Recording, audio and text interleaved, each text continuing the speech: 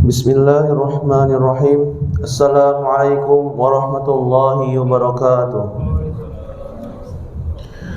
Alhamdulillahi rabbil alamin. Nahmaduhu wa nasta'inuhu wa nastaghfiruh wa na'udzu billahi min syururi anfusina wa min sayyiati a'malina. May yahdihillahu fala mudilla lahu wa may yudlilhu fala hadiyalah. Asyhadu an la ilaha illallah wa asyhadu anna Muhammadan abduhu wa rasuluh. Ya nabiyya wa rasul ba'da. Ma sya'allahu kan wa man lam yasha' lam yakun wa la haula wa la quwwata illa billahil aliyyil azim. Segala puji bagi Allah yang telah memberikan kepada kita semua begitu banyaknya nikmat, di antaranya nikmat iman, nikmat Islam, dan nikmat bisa berkumpul di masjid yang insyaallah dimuliakannya ini. Para jamaah yang dirahmati Allah Subhanahu wa taala, marilah kita lanjut tadabbur surat Al-An'am ayat 9 dalam tema semua tercatat dalam kitab yang nyata. Qala Allah taala fi kitabil karim wa huwa asdaqul qailin. A'udzu billahi minasyaitonir rajim. Bismillahirrahmanirrahim.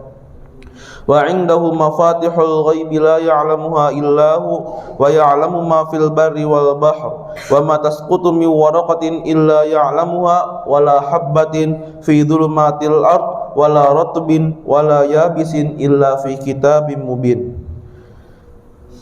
Allah Subhanahu wa taala berfirman, kunci-kunci semua yang gaib ada padanya, tidak ada yang mengetahuinya selain Dia. Dia mengetahui apa yang ada di dalam darat dan di laut. Tidak ada sehelai daun pun yang gugur yang tidak diketahuinya.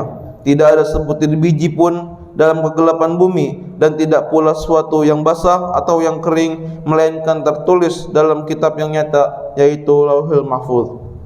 Quran surat Al-An'am ayat 59. Para jamaah yang dirahmati Allah Subhanahu wa taala, bayangkan sebuah malam yang sunyi, angin berhembus pelan, membawa guguran daun dari pohon tua di ujung desa. Tak ada mata manusia yang memperhatikannya, tak ada telinga yang mendengar bisikannya, namun Allah mencatatnya, Allah mengetahuinya. Inilah ayat yang mengetuk pintu hati terdalam bahwa hidup kita tak pernah luput dari pengawasan Tuhan.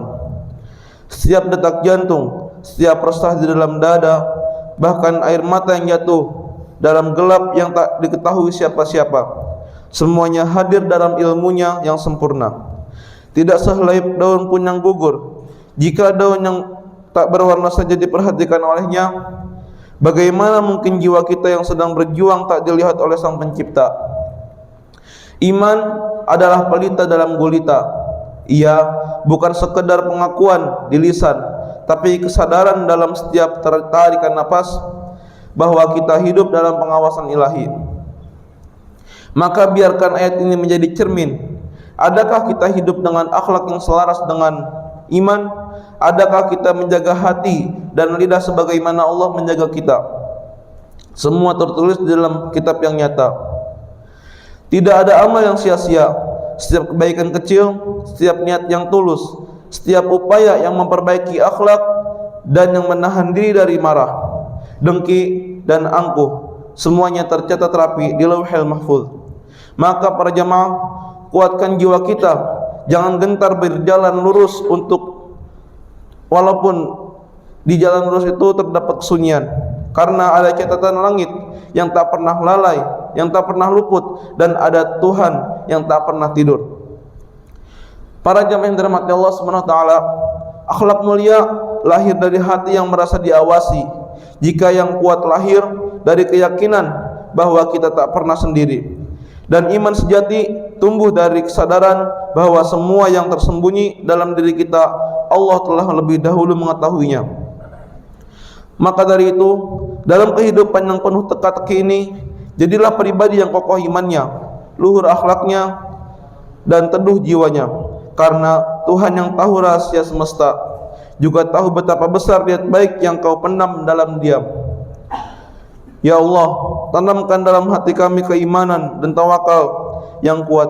Jadikan kami hamba-Mu yang sabar dan berserah diri kepadamu dalam segala keadaan.